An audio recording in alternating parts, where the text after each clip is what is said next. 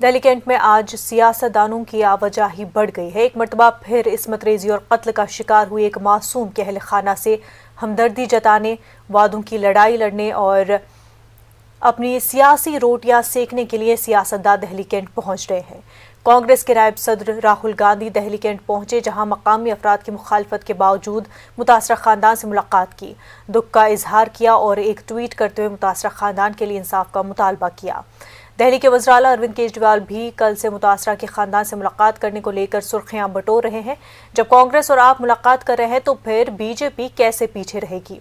BJP को तो पहुंचना ही है, क्योंकि आप लॉ एंड ऑर्डर का ठेकरा मरकज पर फोड़ेगी, तो बीजेपी को दिफा करने के लिए वहां पहुंचना ही होगा।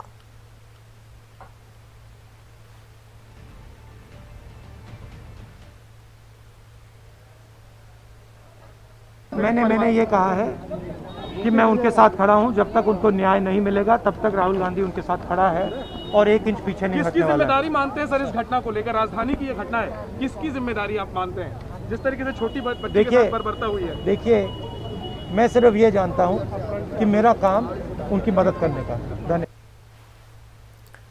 तो आपको बता दें कि दिल्ली में मासूम बच्ची 9 साला बच्ची के साथ पेश आए इस्मदरी और कत्ल की वारदात को लेकर के अब जो सियासतदान हैं वो भी अपनी सियासी रोटियां जो है सेक रहे हैं। और हमने देखा कि राहुल गांधी इससे पहले मुतासरा के अहल खाना से मुलाकात की उन्होंने, और साथ ही साथ जिस तरह से लगातार अरविंद केजरीवाल भी बयान दे रहे हैं कि वो मुतासरा ख़ानदान को इंसाफ दिलाने की लड़ाई में जो है पूरा ताउन करेंगे, और ये भी मांग की है कि जो एक्यूज्ड है उनको फांसी की सज़ा दी जाए।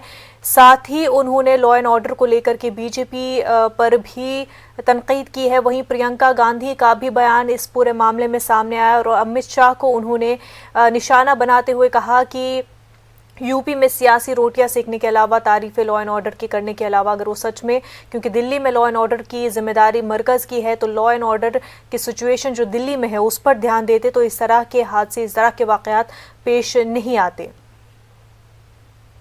दिल्ली कैंट हादसे पर डीसीपी अंकित प्रताप सिंह का कहना है कि पुलिस हर मुमकिन मदद की कोशिश कर रही है, कसूरवारों को पकड़ लिया गया है, इंसाफ जरूर मिलेगा, लेकिन सभी से इल्तिजा है कि इस मामले में सियासत न की जाए।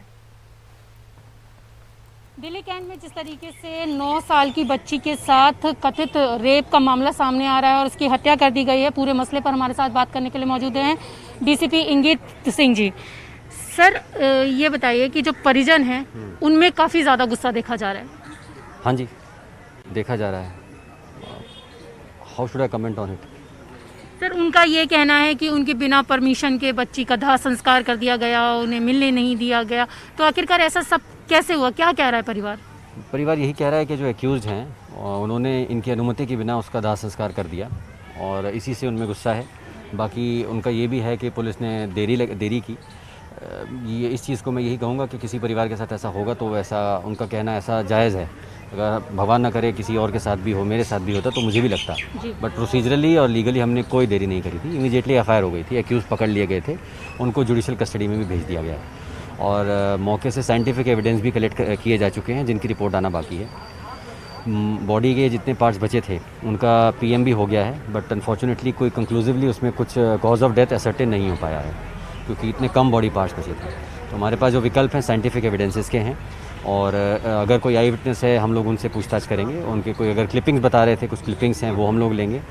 एक एसीपी रैंक का अधिकारी नियुक्त किया गया है इसमें इन्वेस्टिगेशन के लिए, संगीन से संगीन धाराएँ लगाई गई हैं और नार्को एनालिसिस पॉलीग्राफ के लिए भी हम लोग कोशिश करेंगे कि एक्यूज़ की कंसेंट के बाद में ही होता है वो, तो उनसे कंसेंट लेके उनका नार्को टेस्ट कराया जाएगा जिससे एक इन्वेस्टिगेशन को एक दिशा मिल जाएगी। बिल्कुल सर, इन्वेस्टिगेशन को तो दिशा मिल जाएगी, लेकिन अगर हम यहाँ देखें तो काफ़ी सारे पॉलिटिकल जो लोग हैं वो भी यहाँ पर पहुँच रहे हैं और ये जो घटना हुई है एक बड़ा रूप लेती जा रही है।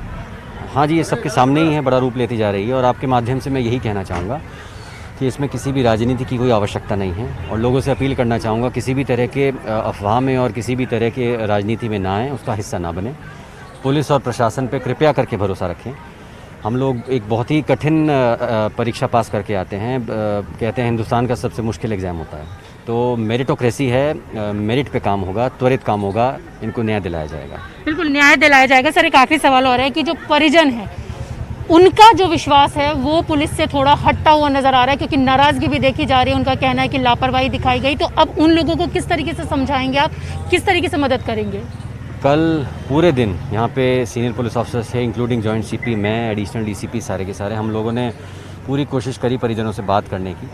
मगर मैं जितने भी जो पॉलिटिक्स कर रहे हैं, जो भी नेता हैं, उनसे ये दरख्वास्त करूँगा कि हमको उनके परिजनों से मिलने दिया जाए, उनका भरोसा जीतने दिया जाए और किसी भी तरह की अफवाह को वो न उड़ाएं। फिर से बोलना चाहूँगा कि हम पे पूरा भरोसा रखें।